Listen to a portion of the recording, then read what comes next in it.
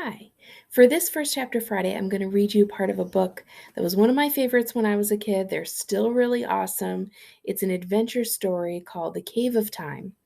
But what this book has that's cool about it is it's called a Choose Your Own Adventure. So you could actually read this book. You don't read it straight through.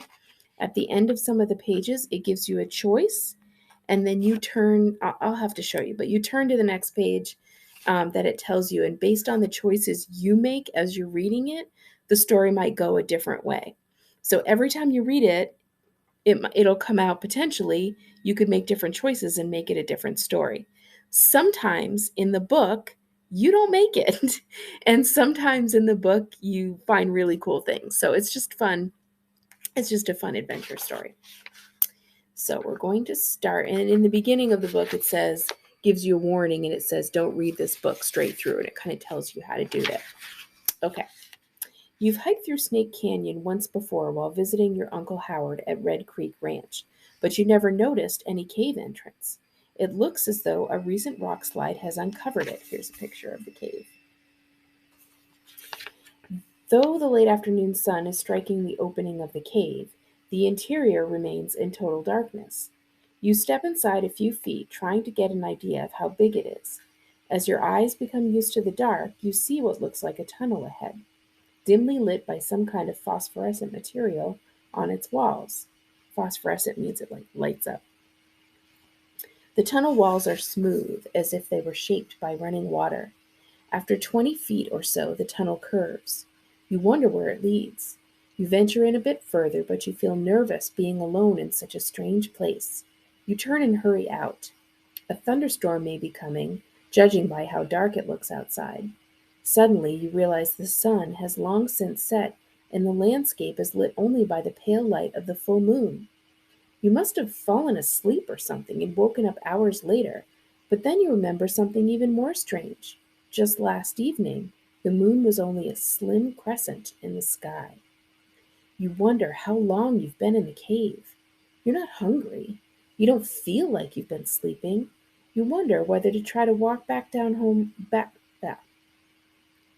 You wonder whether to try to walk back home by moonlight or whether to wait for dawn, rather than risk losing your footing on the steep and rocky trail.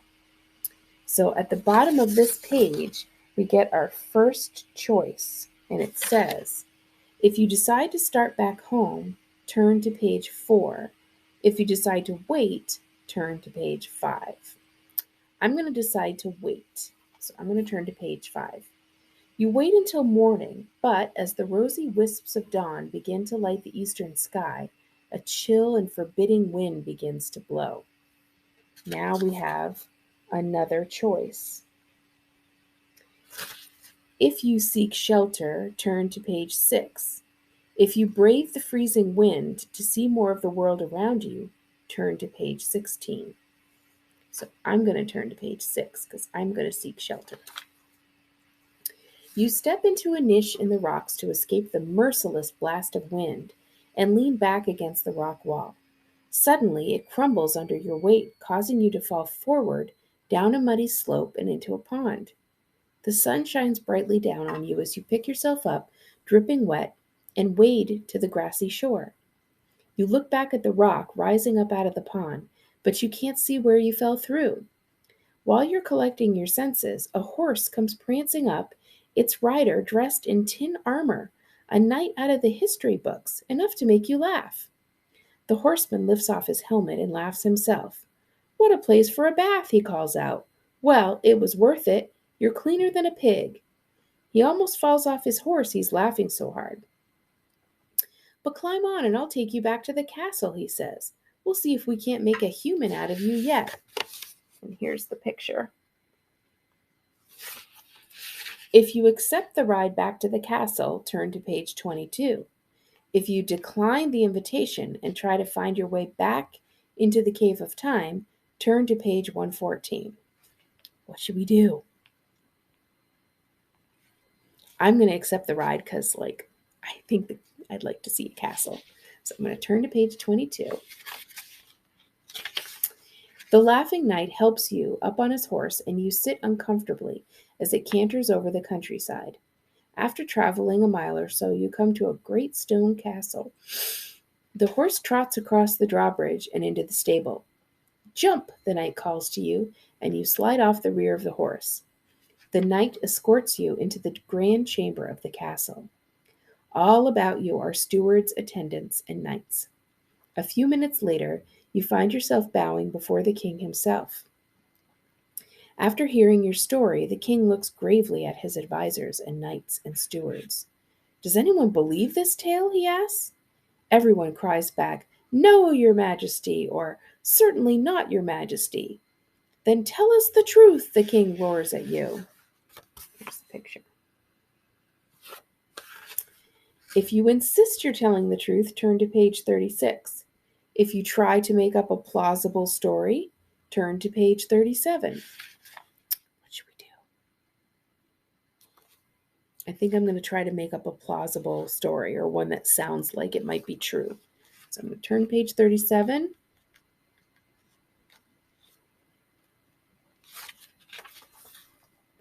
"I'm sorry to have intruded upon your royal domain, your majesty," you say humbly, trying to think up a good story as fast as you can.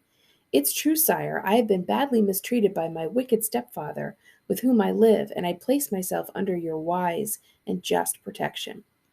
"Who is this wicked stepfather, and where does he live?" the king asks. "If he is wicked enough, we may want him to be one of our knights," he adds, laughing, as do all the courtiers.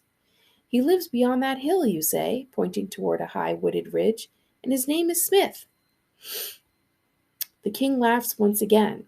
"Then your stepfather must be a fish," he says, "for beyond yonder hill is Loch Ness." Then it says, turn to page 11. Doesn't give me a choice. "Off to the tower," the king shouts.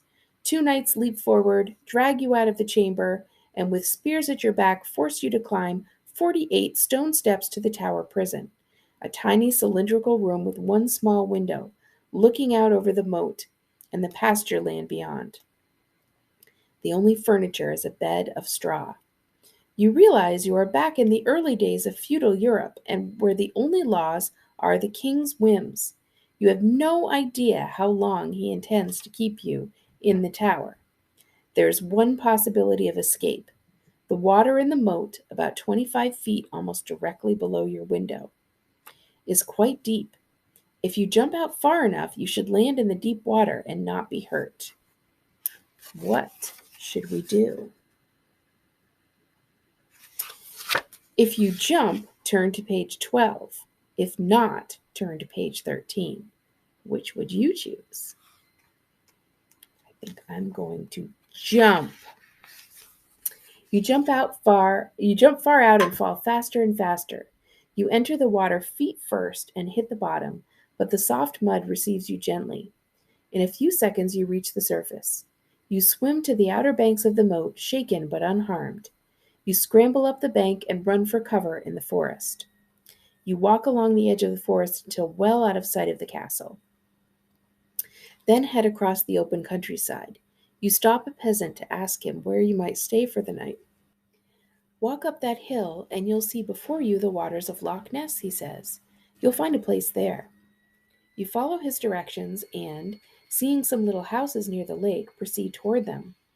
Darkness is setting in, and you're glad when you meet a fisherman who says he will give you shelter for the night. He and his wife are kindly people. They invite you to stay and earn your keep by helping them fish. So, if you accept their help, turn to page 66. If you decide to travel on, turn to page 78. I think I'm going to decide to travel on.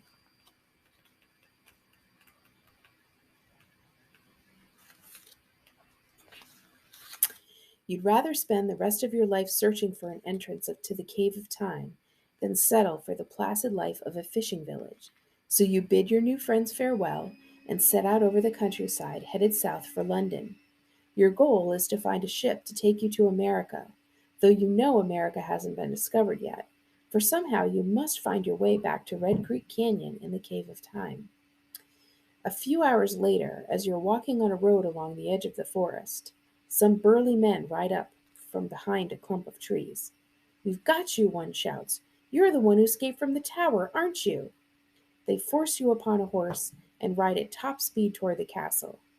The penalty for escaping from the tower is hanging, one of them tells you. You find out he is right. The end. That wasn't a very good ending.